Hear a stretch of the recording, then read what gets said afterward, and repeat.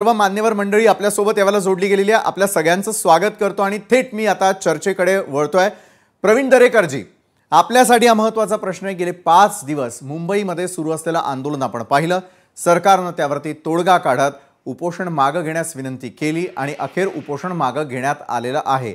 मात्र सरकारने यावरती नेमका तोडगा कशा प्रकारे काढला, त्यावरती मराठा समाज समाधानी आहे का, याचं उत्तर सरकारकडून आम्हाला अपेक्षित आहे। प्रवीणजी,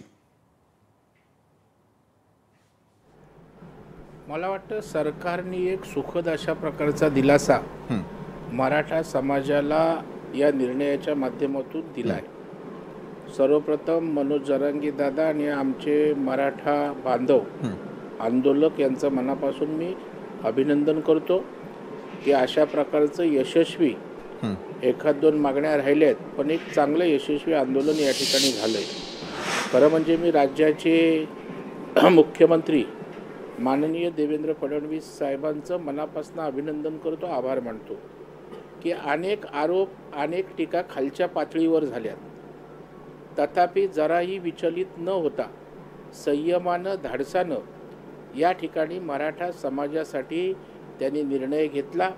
कारण मी जवळून या सर्व घडामोडीमध्ये त्यांच्याशी संपर्कात होतो आणि ज्या पद्धतीनं उपसमितीशी संपर्क साधणं, बैठका घेणं, तज्ञ लोकांना बोलवणं, ॲडव्होकेट जनरलशी चर्चा करणं, कारण काही गोष्टी दिसत असतात, काही गोष्टी दिसत नाहीत आणि ज्या लोकांना माहीत नसतं मग त्या ठिकाणी ते तशा पद्धतीनं आपलं परसेप्शन करत असतात आणि त्याच्यामुळे 8 पैकी 6 मागण्या या ठिकाणी मान्य झाल्यात आणि विशेषतः मराठवाड्यातल्या आमच्या मराठा भावांना या निमित्तानं निश्चितच त्या ठिकाणी दिलासादायक अशा प्रकारचा निर्णय या ठिकाणी माननीय देवेंद्र फडणवीस सरकारनं घेतला आहे।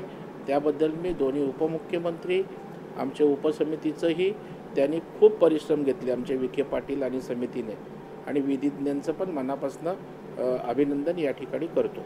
बरोबर प्रवीणजी, सरकारची बाजू आपण मांडली, मात्र दुसरीकडे करण गायकर यांना मला विचारायचं